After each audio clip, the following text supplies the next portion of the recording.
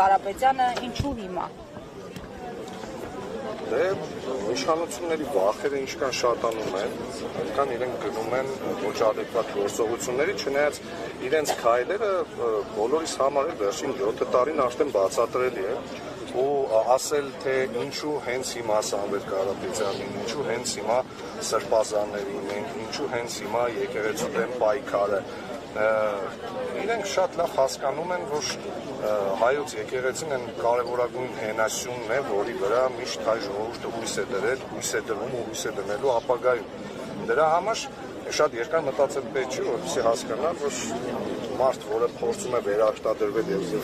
ապրում ու կռիվ է տալիս այս երկրում միայն իր իշխանությունը պահելու համար, պետք է ոտնձգություն կատարի հայ առաքելական եկեղեցու նկատմամբ։ Ինչու Սամվել Կարապետյանին, որովհետև եթե մի քիչ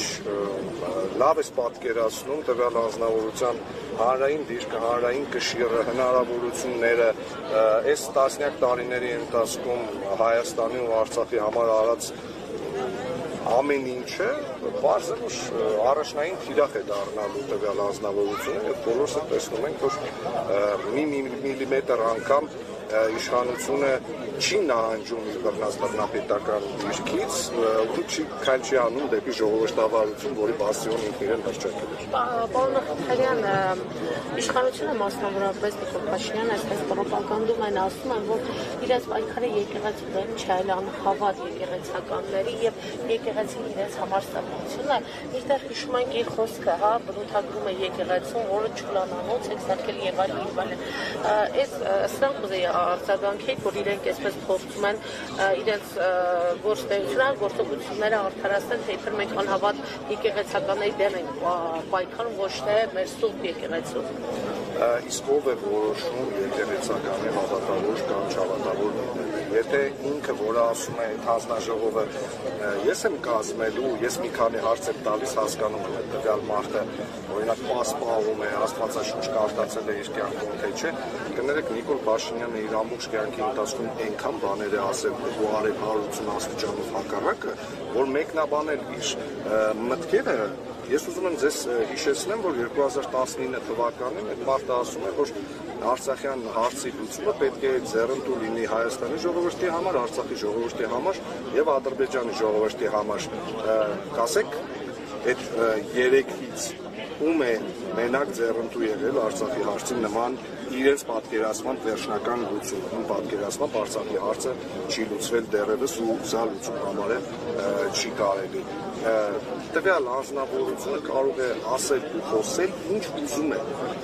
մեկնաբանել իր ասածը այսօր այսպես, հետո ասել ասուլիսների ժամանակ ինչի ես նման բան եմ ասել, խոսում է այդ մարդը կրթության մասին, ասում է կրթություն։ Հիշեցնում եմ, որ դա այն մարդն է, որը նախընտրական արշավի ժամանակ ասում էր, որ բոլորին շինելու է, հետո դոմփել բառներ գրել իր էջում եւ այդպես շարունակ։ Հիմա ըստ այդմ դա նաև իդեպ այն մարդն է, որը սրտիկներ է ցույց տալիս պաշտին, ենթադրում եմ, օրինակ Փաշազադեի ուզել։ Հոգեբանական խնդիրներ ունի հոգեկան, դուք տեսել եք այն ռիլը, որտեղ ինքը ֆռում է եւ տեսախցիկին է նայում։ Դե մարդը հոգեբանական խնդիրներ չունի, ինչ մասին կարելի է խոսել։ Մի խոսքով, մեկնաբանել իրեն, կարծում եմ, անշնորհակալ գործ է, Սամվել Կարապետյանը, սրբազանները, քաղբանտարկյալներ են, այլ ձևակերպում այդ ամեն ինչին տալ ուղղակի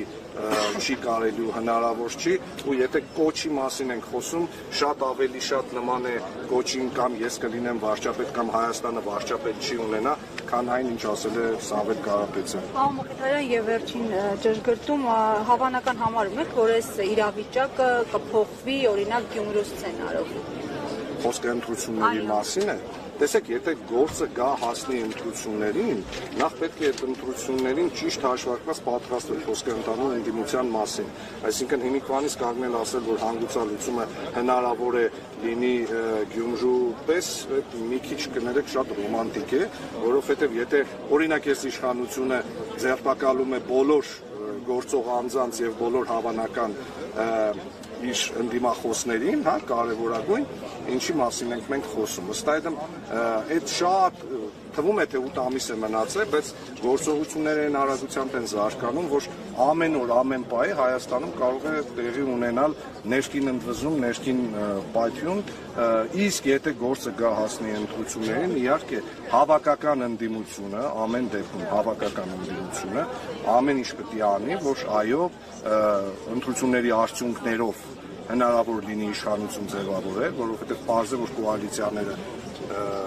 բացառել այլևս հնարավոր չի, իսկ եթե իշխանությունները գնա բռի կերպով ընտրությունների կեղծման, նաև այդ ընտրական գործողություններով փորձել վերականգնել արտարությունը։ Հատկանալ շնորհակալություն։ Ես եմ շնորհակալ։